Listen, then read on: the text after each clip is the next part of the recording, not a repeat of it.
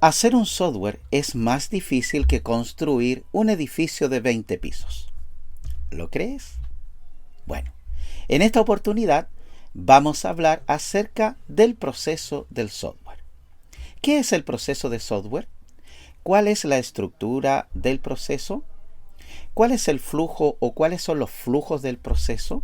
¿Cuáles son el conjunto de tareas que está relacionado con el proceso de software? ¿Cómo se puede evaluar el proceso? ¿Y cuáles son los enfoques de evaluación y mejoras del proceso de software? Les doy la bienvenida a un nuevo episodio de Hablemos de Ingeniería, basados en el libro Ingeniería de Software, un enfoque práctico del autor Roger Pressman. La verdad es que cuando nosotros hablamos de software y tratamos de entender cuáles son los diferentes elementos que participan o que son relevantes para que el sistema funcione finalmente y nuestros usuarios se sientan agradecidos por el trabajo que estamos realizando, es bastante complicado llegar a una sola conclusión.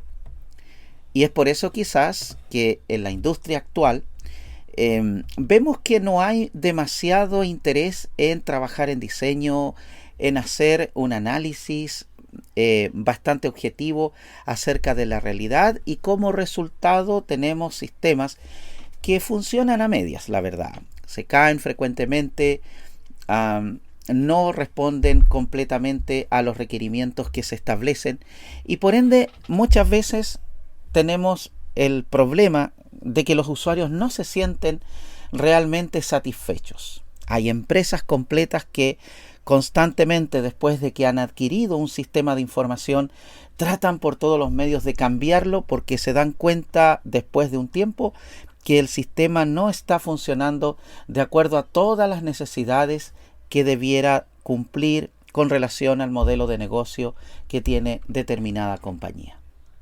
Entonces, mi frase de hacer o de que crear un software es más difícil que hacer o construir un edificio de 20 pisos puede sonar exagerada al inicio, pero no es tan exagerada, la verdad.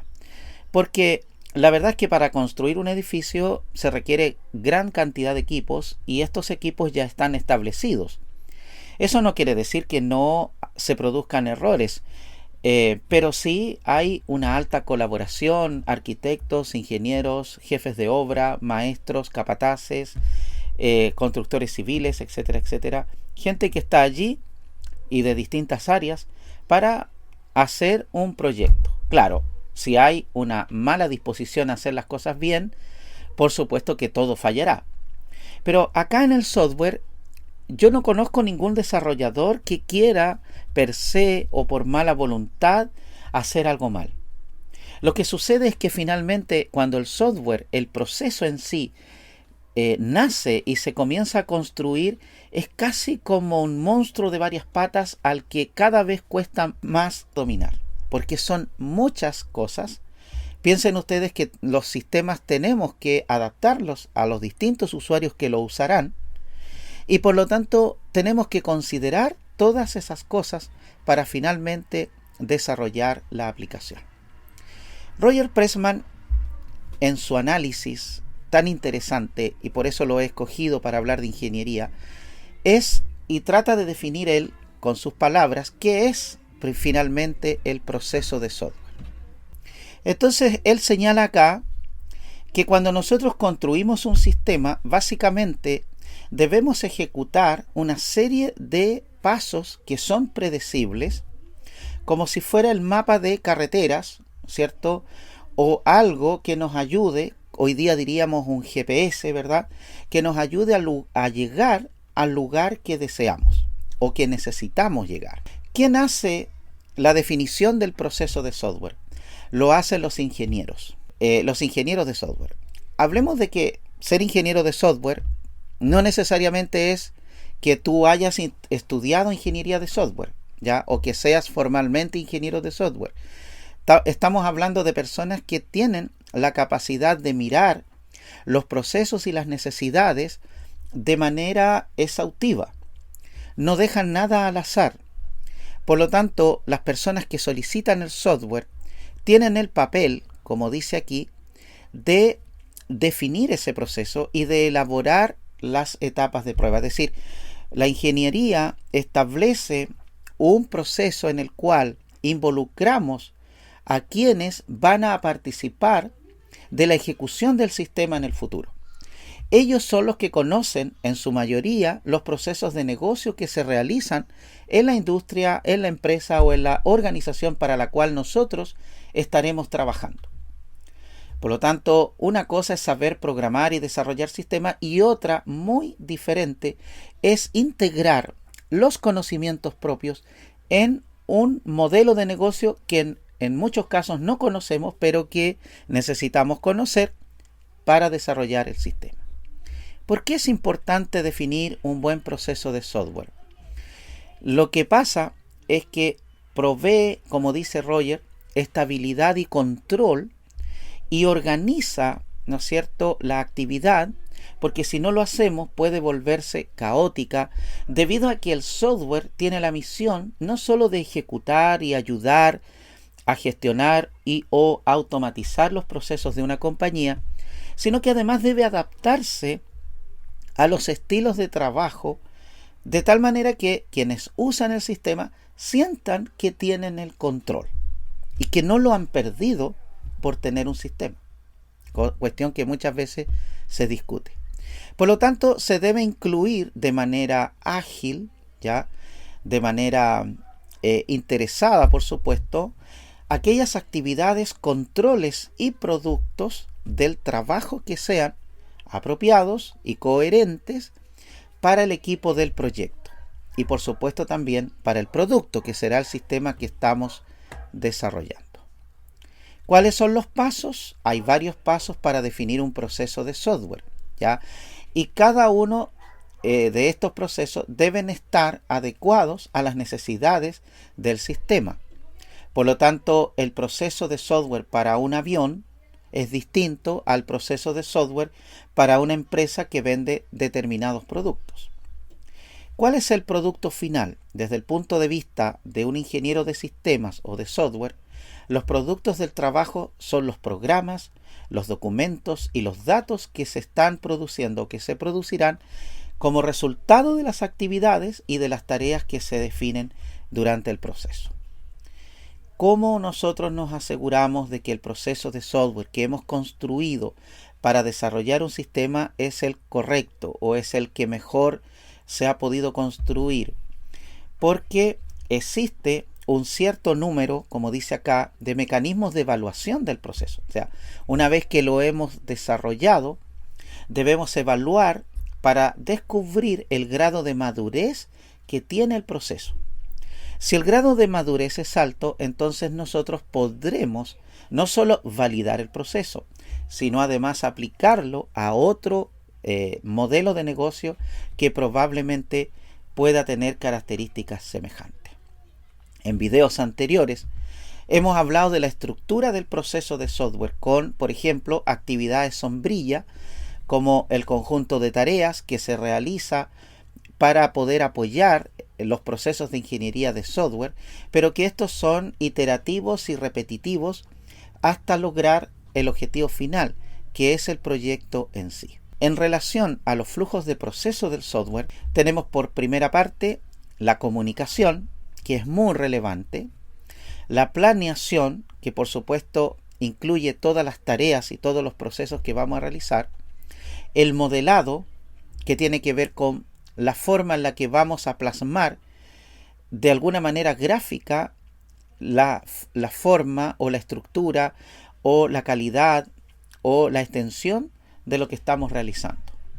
La construcción, que en nuestro caso es la programación, y el despliegue, que en nuestro caso es subir nuestra obra a algún servidor, ya sea local o en la nube. Si se hace lineal, nosotros iremos desde el punto A hasta el punto E, de tal manera que podamos tener pocas opciones de retorno. Si es iterativo, vamos a estar en una constante dinámica de procesos o de flujos, por ejemplo, de la comunicación a la planeación, y si es necesario volveremos a la comunicación y a la planeación. Luego avanzaremos al modelado iterativamente hasta conseguir la expresión correcta del trabajo que estamos realizando. Luego pasaremos a la construcción, pero si tenemos dificultades volveremos a la comunicación y a la planeación, y así sucesivamente hasta que consigamos depurar todo lo necesario para lograr el objetivo. Y posteriormente el despliegue, que nos ayuda a trabajar de manera correcta. También tenemos el flujo evolutivo, que básicamente se trata de repetir cada conjunto de elementos que ya hemos discutido y que se van retroalimentando hasta llegar al final. Y tenemos el flujo de procesos paralelos, en el que la comunicación y la planeación se hacen en paralelo para llegar al modelado. Luego tenemos la construcción y el despliegue. Y esos son los flujos o el flujo de los procesos que debemos realizar para lograr el desarrollo del proyecto. Entre el tema del conjunto de tareas, vamos a hablar, por ejemplo, del proceso de comunicación. Cuando se trata de un software pequeño, sencillo, básicamente el proceso de comunicación va a incluir algunas tareas tales como elaborar la lista de participantes del proyecto, lo que hoy día podríamos llamar la lista de actores, que van a trabajar en el proyecto y sobre los cuales nosotros podemos construir perfiles de usuario. La invitación a todos los participantes para que haya una reunión informal, pero que en aquella reunión puedan definirse los intereses, ¿no es cierto?, que cada uno tiene con relación al software que se va a construir. El análisis de estos requerimientos, que se puede usar varias herramientas, para luego construir una lista definitiva que nos permita saber qué es lo que vamos a realizar finalmente. Y por supuesto, ordenar esos requerimientos de manera que establezcamos la prioridad, es decir, cuál es el más importante, cuál es el que entre comillas es menos importante, para solamente determinar con cuál partimos, ¿verdad? Ahora, las tareas de incertidumbre son aquellas tareas que están escondidas en el conjunto de trabajo, pero que nacen o saltan en cualquier minuto y puede hacer que esas tareas de incertidumbre hagan que se repitan algunos procesos que ya hemos mencionado. Luego tenemos que, si tenemos un proyecto más complejo, con más personas, un software más grande, la lista de requerimientos parte con la lista de participantes, ¿verdad? Es decir, nuevamente los usuarios que van a usar el sistema para construir un perfil o perfiles. Luego hay que entrevistar a cada participante por separado para determinar qué es lo que espera, ¿cierto?, de el software. Luego hay que formar una lista con las funciones y características preliminares del sistema. Luego habrá que hacer reuniones para facilitar la aplicación de esas especificaciones. Habrá que celebrar las reuniones, es decir, formalizarlas, producir en cada reunión escenarios informales de usuario, es decir, en qué contextos y en qué especificaciones nosotros vamos a trabajar por cada usuario. Recuerden que el sistema o los sistemas de software se hacen para los usuarios. Si bien es cierto, el modelo de negocio es quien guía el flujo normal y el contexto general del software, son los usuarios los que los utilizan. Los usuarios son los que usan o los que intervienen o ejecutan el proceso de negocio o los procesos de negocio, y el software debe acompañarlos, ya sea con procesos de gestión adecuados o de automatización. Es decir, por ejemplo, si yo trabajo como cajero o en un supermercado, yo sé que debo escanear los productos que trae el cliente allí al punto de venta. Podría yo solo con la vista ingresarlos en el sistema manualmente. O usar una pistola que escanee el producto y yo ingreso, ¿verdad?, el número manualmente. O escaneo el producto y lo escaneo todas las veces que sea necesario para no tener que meter datos con mis manos. Es decir, ese proceso que funciona para el proceso de compra de producto se puede realizar de diferente manera, pero lo que sí debemos saber es quién lo va a realizar. Y por lo tanto, las reuniones técnicas constantes y sonantes, como diríamos, con los usuarios es un trabajo que se realiza de manera permanente. ¿Ya? Aquí podemos establecer nombres de patrones, cuál es la fuerza, es decir, en qué contextos y ambientes se realiza el patrón, cómo se especifica el tipo de patrón. Ya hay patrón de etapa, patrón de tarea. Por ejemplo, establecer comunicación es un patrón que nos ayuda a trabajar con quienes van a recabar o están en posición de darnos los requerimientos del software. ¿Vale? Bueno, y de ahí, ¿no es cierto?, tenemos el patrón de fase, que es la definición de la metodología como la conocemos habitualmente para realizar, por ejemplo, patrón de fase, modelo espiral o modelo prototipo u otro modelo ágil que nosotros podamos trabajar.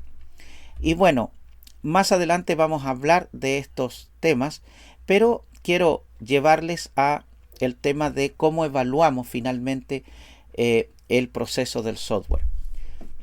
Debemos, ¿no es cierto?, por ejemplo, si tenemos un patrón llamado requerimientos poco claros, la intención es describir un enfoque para construir un modelo, un prototipo, por ejemplo, para que nos ayude a definir de mejor manera los requerimientos. El prototipo es un patrón de fase y en el contexto inicial nosotros debemos indicar si se cumplen las siguientes condiciones. Se ha identificado a los participantes, se ha establecido un modo de comunicación con los participantes, porque una cosa es decir, yo me voy a comunicar, otra es cómo lo logras, ¿ya? Porque todas las personas están ocupadas haciendo su trabajo y no tienen necesariamente tiempo para atenderte y darte los requerimientos. Número 3, los participantes han identificado el problema que el software va a resolver. Esto es súper importante porque si nadie sabe lo que el software va a hacer, no tiene sentido el desarrollo del sistema. Y número 4, se ha establecido el entendimiento inicial del alcance del proyecto, los requerimientos básicos del negocio y las restricciones. Todo modelo de negocio tiene procesos de negocio y restricciones de negocio o reglas de negocio. Y nosotros tenemos que atenderlas.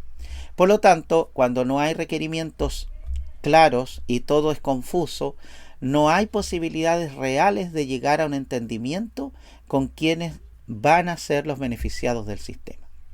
Por lo tanto, tenemos que evaluar básicamente el proceso para saber si las tareas que estamos realizando cumplen o no con las capacidades del sistema y si es que vamos a llegar a puerto. Y como ya ustedes se habrán dado cuenta, esto es complejo. Hay varios enfoques para evaluación y mejora del proceso de software. Más adelante podemos hablar de ellos. Por ejemplo, está el estándar CMMI, que usa un modelo llamado SCAMPI para, a través de 5 fases, evaluar el grado de madurez del proceso de software. También tenemos el CMM, que es en mejora del proceso interno y que en todos estos procesos también está involucrada la organización que es beneficiaria del sistema.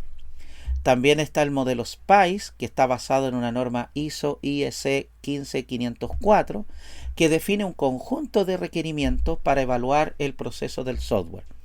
El proceso, la evaluación de este proceso es ayudar no solo al equipo, ¿no es cierto?, de software, sino también a la organización que recibe el proceso o el proyecto de software para tener un estándar definido.